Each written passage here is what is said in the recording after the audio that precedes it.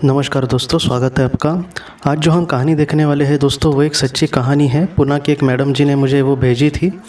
मैं पहले दोस्तों एक बात आपको कहना चाहिए, एक निवेदन करना चाहता हूँ कि इस कहानी को दोस्तों, ये ऐसे लोगों को थोड़ी सी तकलीफ़ दे सकती है जिन्होंने किसी अपने को खोया है।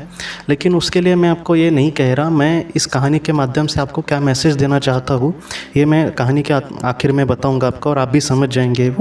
ये कहानी जो है वो दोस्तों, वो जिस किताब से ली गई है उसका नाम है द सोल ग्रोथ थ्रू रेनकार्नेशन।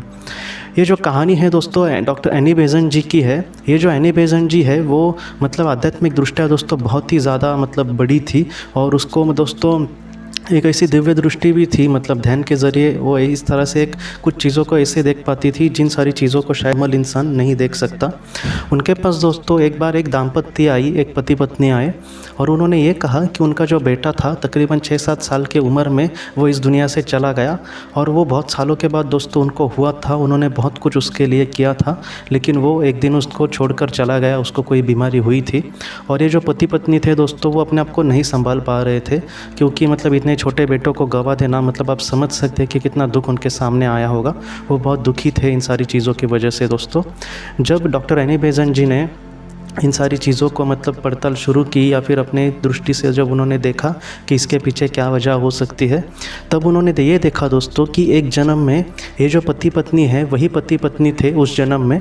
और उस जन्म में दोस्तों इनके खुद के 4 बेटे थे। और उस जन्म में क्या था दोस्तों कि इसमें के जो पति है उनका एक भाई था, और भाई का बेटा था दोस्तों। वो जो बेटा था तकरीबन 6-7 साल का था। अचानक क्या हुआ दोस्तों कि इनके भाई की मौत हो गई, और ऐसी परिस्थितियाँ निर्माण हुई कि उस छोटे बेटे को संभालने वाला कोई भी नहीं था दोस्तों। तब इन्होंने उस बेटे को अपने घर पे लाया। इन्होंने यही सोचा कि हम बाकी के बच्चों की तरह ही उसकी देखभाल करेंगे। और वो जो बेटा था दोस्तों, वो भी उसको भी बचपन से कोई भी प्यार वगैरह नहीं मिला था। इस वजह से वो भी बहुत उसकी भी ज़िंदगी एकदम बुरी ही कटी थी, और इसके पिताजी भी अब नहीं थे। तब दोस्तों वो भी प्यार का भूखा था, और जिस तरह से प्यार बच्चों की ज़रूरत होती है छोटे बच्चों को। लेकिन दोस्तों जब वो इनके घर पे आया, तब इन पति पत्नियों ने उस जन्म में दोस्तों उसके साथ बहुत ही बुरा व्यवहार किया। उसको एक बेटे का छोड़ो, लेकिन एक इंसान का भी एक इंसान को भी जिस तरह से हम ट्रीट करते हैं वैसे भी उन्होंने नहीं किया। उसको बहुत पीड़ा दी, या फिर उसको बहुत दुख दिया। इन सारी चीज़ों की वजह से दोस्तों वो जो बच्चा था वो इतना दुखी रहने लगा, या फिर इतना टेंशन में रहने लगा कि वो ज़्यादा दिन जिद भी नहीं पाया दोस्तों।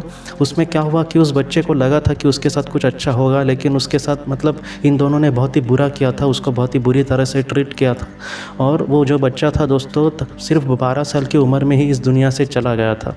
उस बच्चे की जो पीड़ा थी दोस्तों, वो कहीं ना कहीं इनके जो पति पत्नी थी उनके कार्मिक अकाउंट में बहुत ही बुरा एक कर्म जिस तरह से लिखा गया दोस्तों। तो इन सारी चीज़ों के वजह से दोस्तों एक जन्म में इन्होंने खुद ने ही ये तय किया था, इनके आत्मा ने, कि जिस बच्चे को उन्होंने इतना दुख दिया कि वो एक दिन इस दुनिया से चला गया, उस बच्चे की वजह से ही वैसा ही दुख का सामना इनको भी करना पड़ सकता है। तो इस वजह से दोस्तों इस जन्म में जो उनका बच्चा था वो वही बच्चा था दोस्तों। उसकी ही आत्मा ने इनके घर में फिर से जन्म लिया था अपना कार्मिक अकाउंट पूरा करने के लिए, और वो बहुत ही कम समय में इस दुनिया से चला गया। उसका चला जाना दोस्तों कम समय में ये उसके कर्म के लिए या फिर उसके विकास के लिए महत्वपूर्ण भाग था, लेकिन इनको दोस्तों उन सारी चीज़ों का सामना करने की ज़रूरत थी इनके आत्मा को। तो इस वजह से ये सारी चीज़ें उनके साथ हुई, और एक समय ऐसा आया कि वो जब इनकी दुनिया से चला गया, इनके घर से इस दुनिया से, तब उनको बहुत ही ज़्यादा दुख हुआ दोस्तों। और इन पति पत्नियों ने बाद में इन सारी चीज़ें एक्सेप्ट की कि हाँ उस जन्म में शायद उनकी गलती हो सकती है, लेकिन आगे उन्होंने यही सोचा कि कभी भी जीवन में इस तरह से कभी भी किसी को बुरा व्यवहार हमें नहीं करना है। ये कहानी हमें क्या सीख देती है दोस्तों, वो मैं आपको बताने की कोशिश करता हूँ। कभी कभी कुछ लोग क्या करते हैं दोस्तों कि अपने जीवन में कुछ जिम्मेदारी लेते हैं, या फिर उनके सामने जीवन में जो जिम्मेदारी आती है। देखिए दोस्तों, मैं आपको यही कहना चाहता हूँ कि जिम्मेदारी अगर हम बहुत ही अच्छे से ना निभाए तो भी ठीक है, लेकिन जिम्मेदारी से मुँह नहीं फेरना चाहिए, या फिर उससे भागना नहीं चाहिए, या फिर ऐसा कुछ नहीं होना चाहिए कि हमारे लोगों को हमसे कोई दुख वगैरह उठाना पड़े दोस्तों। इन सारी चीज़ों से दोस्तों ऐसी कुछ चीज़ें हमारे सामने आ सकती है कि जो हमें ही बहुत ज़्यादा दुख दे।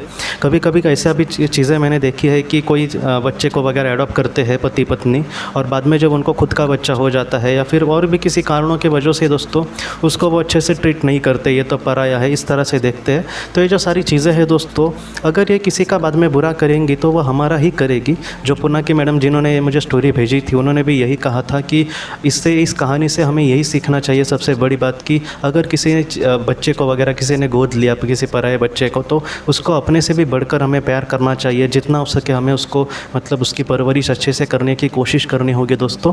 ये जो सारी चीज़ें हैं, जिम्मेदारी जो चीज़ है दोस्तों, किसी और कोई एक और इंसान जो हमारे भरोसे हमारे साथ रह रहा है या फिर वो हमारे भरोसे है, उसका जो भरोसा है दोस्तों वो हमें कभी भी नहीं तोड़ना चाहिए।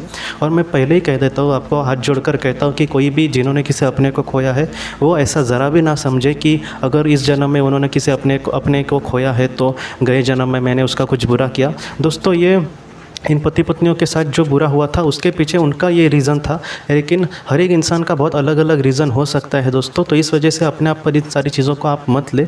मैं हाथ जोड़कर यही कहना चाहता हूँ कि हमारे जीवन में जो भी हमारे संपर्क में लोग आते हैं, हमारे परिवार के लोग या फिर बाहर के लोग, इनसे जितना हो सके हम अच्छा बर्ताव करें, उनको हमारी वजह से कोई दुख ना हो। यही कहानी हमें यही सिखाती है दोस्तों। इन सारी चीज़ों के वजह से दोस्तों हमारी, अगर हम अपने जीवन में जो भी लोग आते हैं उनसे अच्छा व्यवहार करते हैं, उनको अपने हिसाब से जितना हो सके निस्वार्थ रीति से प्यार देने की कोशिश करते हैं या फिर और भी कोई मदद करते हैं, तो ये जो सारी चीज़ें हैं दोस्तों वो हमारा आत्मा का विकास इतने जल्दी कर सकती है या फिर हमें इतना उत्साह उठाने के लिए मदद कर सकती है दोस्तों कि हमें ज़्यादा जन्म भी ज़्यादा लेने ना पड़े इस दुनिया में। और एक दिन ऐसा होगा कि हमारे जीवन का पूरी तरह से सार्थक होकर हमारे आत्मा मोक्ष को भी जाएगी दोस्तों। और उस समय हम वो कर सकते हैं जो हमारे आत्मा को करना है। अगर वो परोपकार करना चाहती है या फिर अगर वो ऐसा कुछ चाहती है कि बाकियों को मार्गदर्शन करना, तो इन सारी चीज़ों के भी वो कर सकती है। लेकिन जितना हो सके हमें अच्छे मूल्यों को लेकर जीवन में आगे बढ़ने की हमेशा कोशिश करती रहनी चाहिए दोस्तों।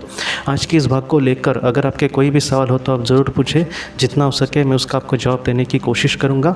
हम अपनी अगली वीडियो में मिलते हैं। आप अपने परिवार का ख्याल रखना। आपका बहुत बहुत धन्यवाद। ज़िंदगी की रोशनी ये संस्था ऐसे लोगों के लिए काम करती है जिन्होंने किसी अपने को खोया है या फिर जो लोग अपनी ज़िंदगी में बहुत ही ज़्यादा दुखी है। जो लोग इस संस्था से जुड़ते हैं उनको तकरीबन 50 किताबें भेजी जाएगी उनके व्हाट्सएप पर या फिर ईमेल पर। ये किताबें आत्मलोक या फिर मौत के बाद हमारे साथ क्या होता है, इन सारी चीज़ों की आपको पूरी तरह से जानकारी देगी। और इसके साथ साथ आपको एक पास्ट लाइफ रिग्रेशन थेरेपी की ऑडियो भी भेजी जाएगी। इस ऑडियो की मदद से आप घर बैठे अपनी पास्ट लाइफ रिग्रेशन करने की कोशिश कर सकते हो। बहुत लोग पास्ट लाइफ रिग्रेशन थेरेपिस्ट के पास किसी कारण के वश नहीं जा सकते, तो ऐसे लोगों के लिए मदद के लिए ये ऑडियो तैयार की गई है। तो आप ज़रूर इस संस्था से जुड़े। इस संस्था से जुड़ने के लिए सामने जो व्हाट्सएप का नंबर दिया है आप कृपया उस पर संपर्क करें। आपका बहुत बहुत शुक्रिया।